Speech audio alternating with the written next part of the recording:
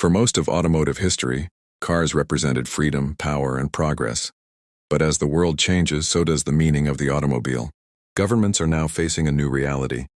Climate change, urban pollution, safety concerns, and resource limitations are forcing society to rethink what kinds of vehicles are acceptable on public roads.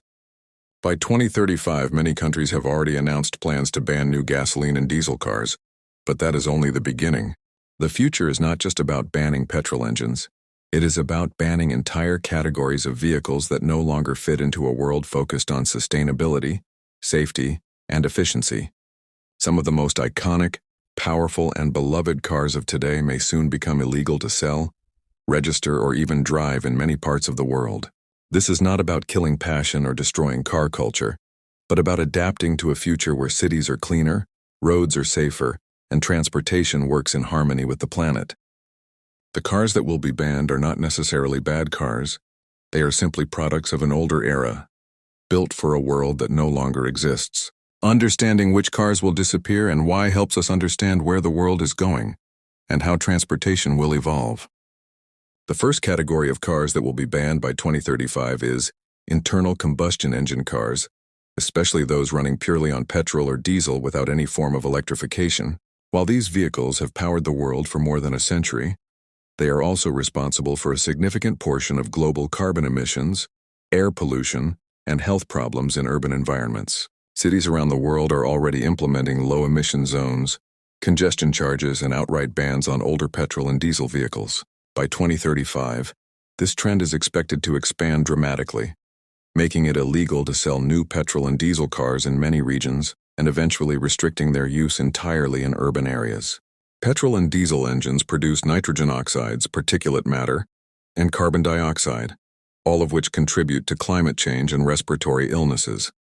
Children growing up near busy roads have higher rates of asthma, heart disease, and other health problems. Governments are no longer willing to accept these costs, especially when cleaner alternatives exist. Electric vehicles, hydrogen fuel cell cars, and hybrid systems offer similar or better performance without the same environmental damage. As battery technology improves and charging infrastructure expands, the practical advantages of combustion engines are disappearing.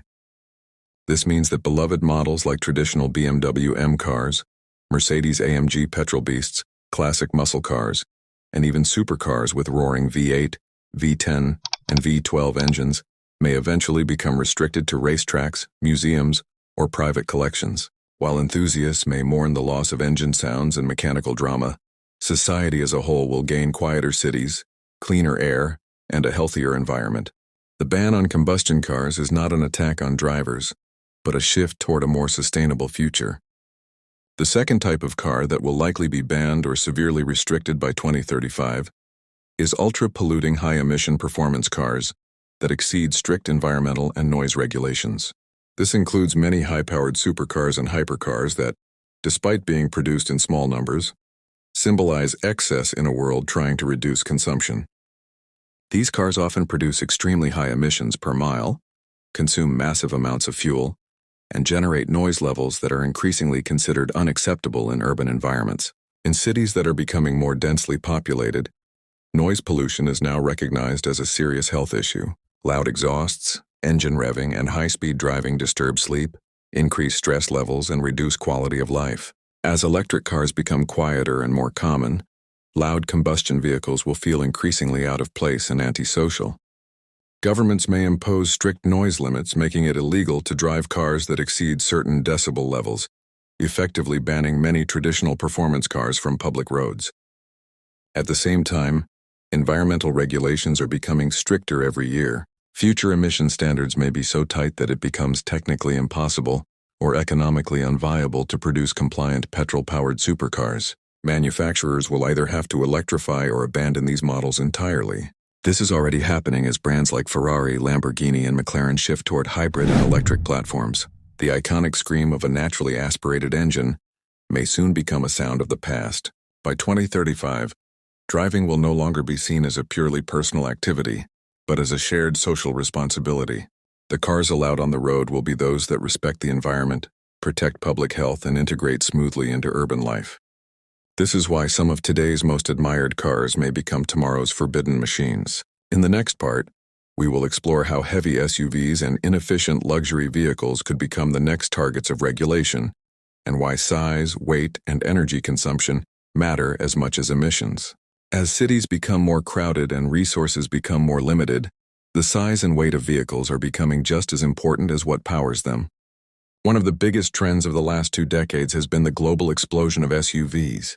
Once designed for rough terrain and practical utility, SUVs have become lifestyle vehicles, often driven by a single person in urban traffic. While they offer comfort, height, and a feeling of safety, they also consume more energy, take up more space, and pose greater risks to pedestrians and smaller vehicles. By 2035, many cities are expected to place strong restrictions on large, heavy SUVs, especially those that are inefficient or unnecessarily oversized for urban use. These vehicles have larger frontal areas, meaning they create more air resistance and require more energy to move. Even electric SUVs consume significantly more electricity than smaller cars, putting pressure on power grids and increasing overall energy demand.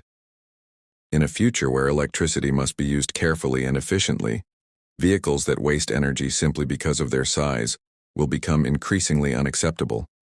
Another concern is road safety. Heavy SUVs cause far more damage and accidents than lighter vehicles.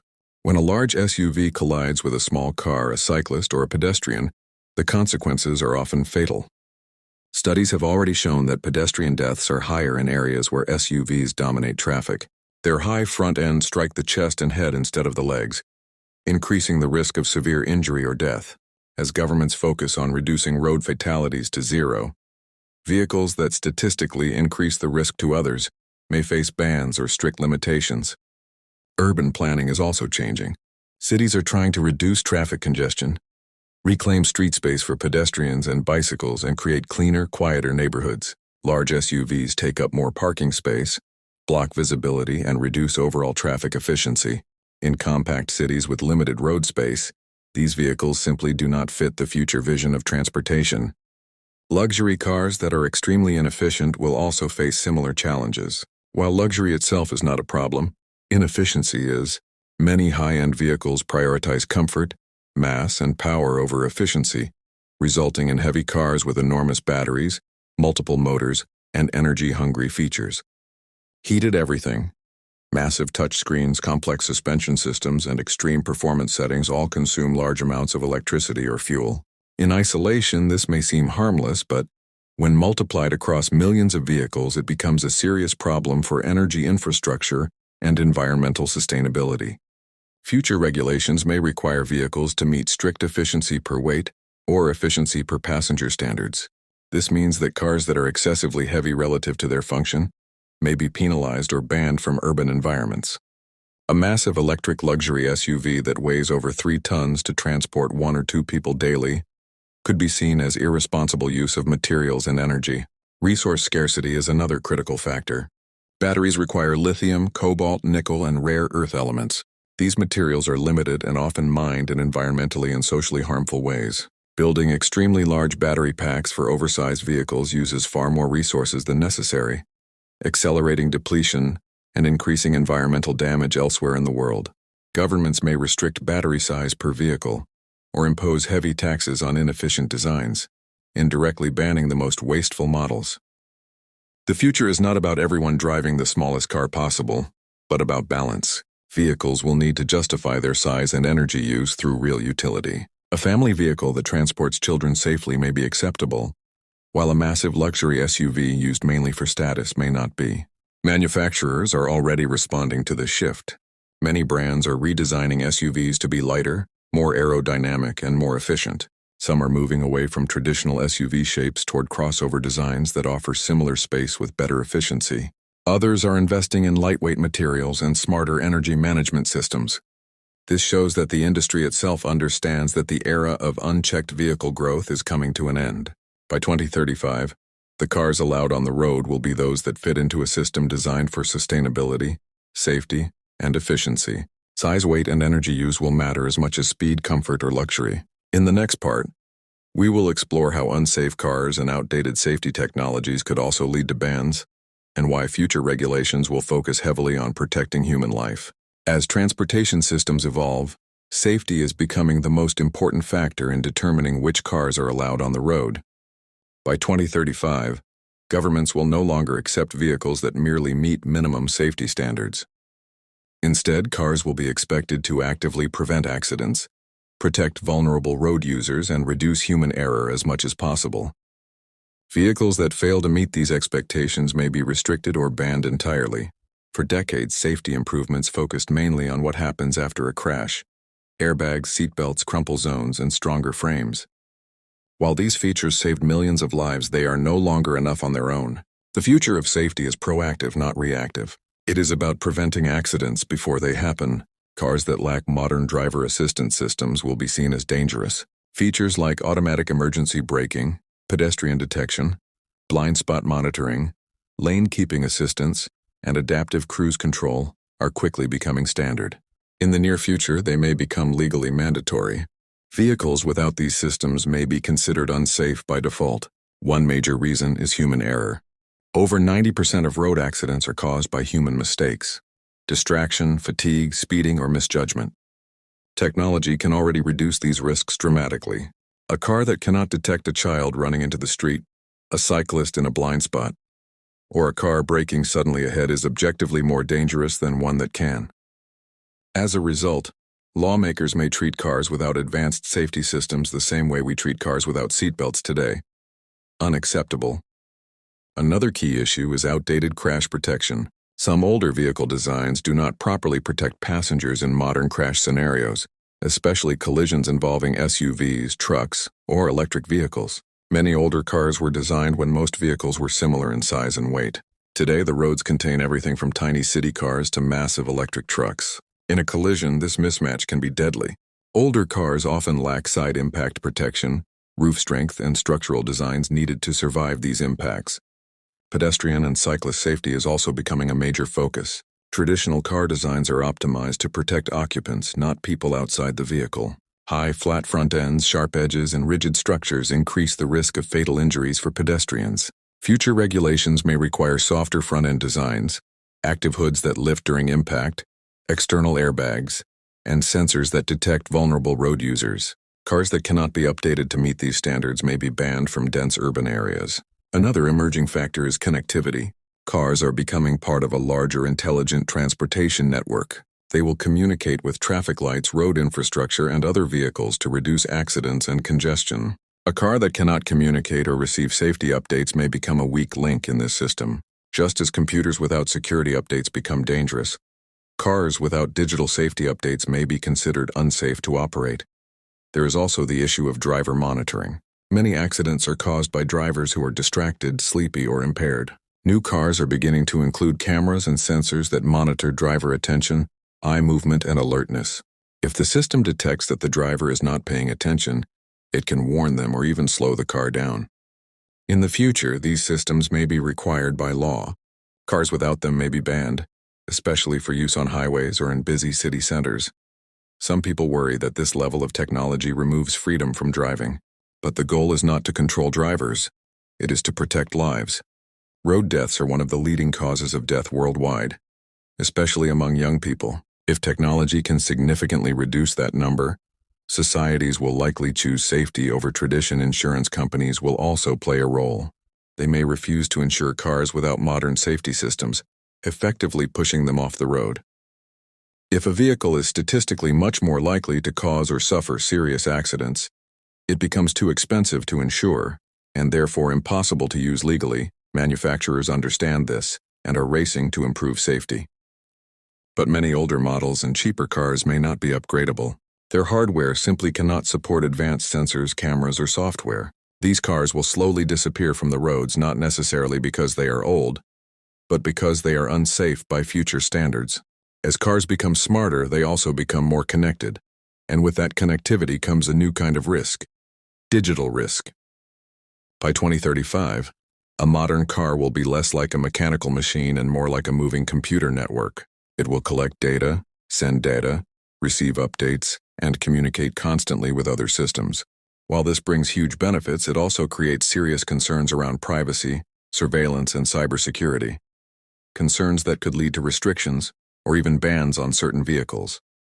Modern cars already collect massive amounts of data: location history, driving behavior, speed, braking patterns, cabin audio, camera footage, biometric data from driver monitoring systems, and even infotainment usage.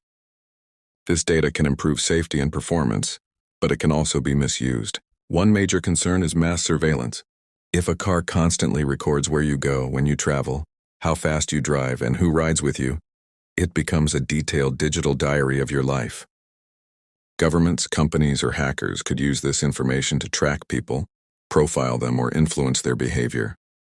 In some regions, lawmakers are already debating how much data a car is allowed to collect and store.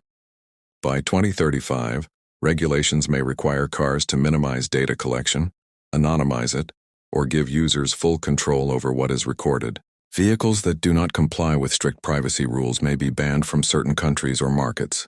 Just as some apps are banned today for privacy reasons, entire car models could face the same fate. Another risk is hacking. A connected car is vulnerable to cyber attacks. Hackers could potentially take control of steering, brakes, acceleration, or navigation systems. Even if such attacks are rare, the consequences can be catastrophic. A single successful attack on a moving vehicle could cost lives.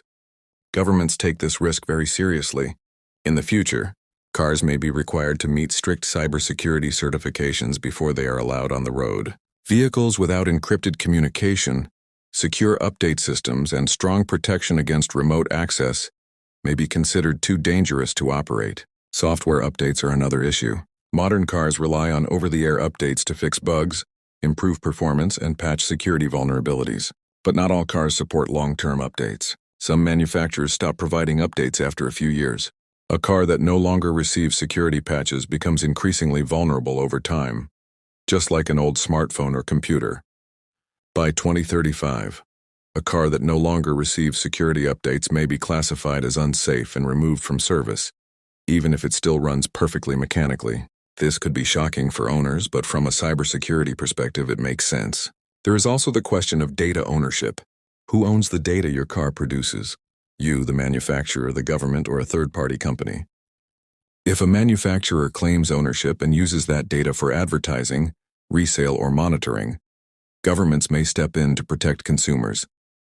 Cars that do not respect user data rights may be restricted or banned. Cross-border data transfer is another sensitive topic. If a car sends data to servers in another country, it may violate national data protection laws. Some governments may ban cars that transmit data outside their borders, especially if the data could be accessed by foreign governments or companies. Another emerging issue is artificial intelligence inside cars. AI systems make decisions about braking, steering, and navigation. If these systems are not transparent or cannot explain their decisions, it becomes difficult to assign responsibility in case of an accident. Was it the driver, the software, or the manufacturer?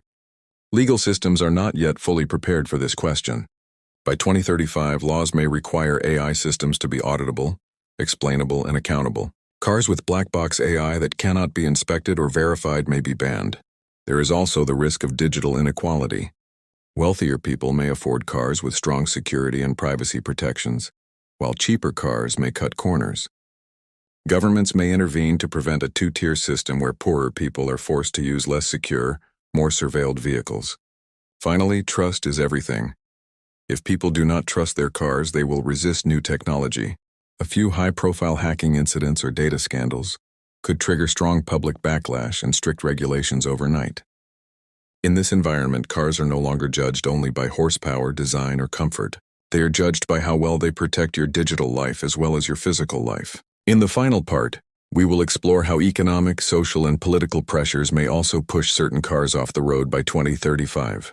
By 2035, the cars we drive will not only be shaped by technology and environment, but also by economics, politics, and social change. Many cars won't be banned because they are unsafe or dirty. They will be banned because they no longer fit into how cities, societies, and governments want the future to look. Let's start with economics. Governments are under massive financial pressure to reduce healthcare costs, environmental damage, and infrastructure strain. Air pollution causes billions in healthcare expenses every year. Traffic accidents cost governments in emergency services, hospital care, insurance systems, and lost productivity. Climate disasters cost trillions globally. From a government perspective, banning certain cars is cheaper than fixing the problems they cause. If a type of vehicle is statistically linked to higher accident rates, higher emissions, higher road damage, or higher congestion, it becomes economically logical to restrict or eliminate it. For example, very heavy vehicles damage roads more quickly. Large SUVs and oversized trucks wear out asphalt faster, increasing maintenance costs. By 2035, governments may impose extreme taxes or outright bans on vehicles above a certain weight, even electric ones, simply to protect infrastructure budgets. Insurance companies also play a major role. If a car is too expensive to insure due to accident risk, repair cost, or theft risk, people will stop buying it even without a formal ban.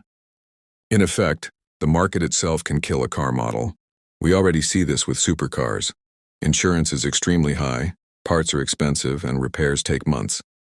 By 2035, insurers may refuse to insure certain high-performance or high-risk vehicles at all, especially autonomous or AI-driven cars that cannot clearly assign fault.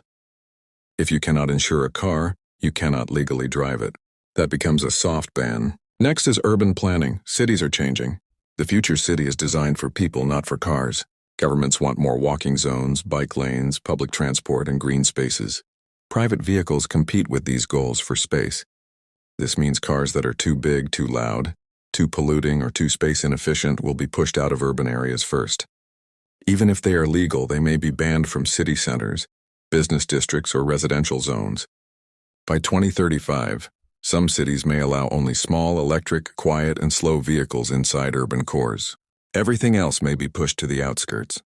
This creates a form of geographic banning, not a national ban, but a functional ban from daily life. Now let's talk about social pressure. Public opinion is extremely powerful. Once society decides that something is bad, laws follow. Smoking is a perfect example. It was once normal everywhere. Now it's banned in most public spaces, heavily taxed and socially discouraged. Gasoline cars may follow the same path. As climate awareness grows, people may see combustion engines as dirty, outdated, and irresponsible. Driving a loud petrol car may become socially embarrassing rather than cool. High-emission vehicles could face social stigma, just like smoking or littering does today. Social media also accelerates this. A single viral video of a car causing pollution, accidents, or noise problems can trigger outrage and political action very quickly. Political pressure is the final force. Governments use cars as tools for political goals, reducing emissions, creating jobs, protecting local industries, or punishing foreign competitors. Some cars may be restricted not because they are bad, but because they threaten local manufacturers, workers, or strategic interests. We already see this with tariffs on foreign electric vehicles. By 2035, some countries may effectively ban certain imported cars by making them too expensive or too legally complex to sell. There is also the geopolitical risk of data and technology. If a car uses software from a rival nation or sends data to foreign servers, governments may view it as a security risk. Just as telecom equipment from certain countries has been restricted or banned, cars from certain regions could face the same treatment. Finally, there is the issue of fairness. Governments want to avoid a future where only the rich can drive freely, while the poor are stuck with restricted, inferior options. This creates social unrest.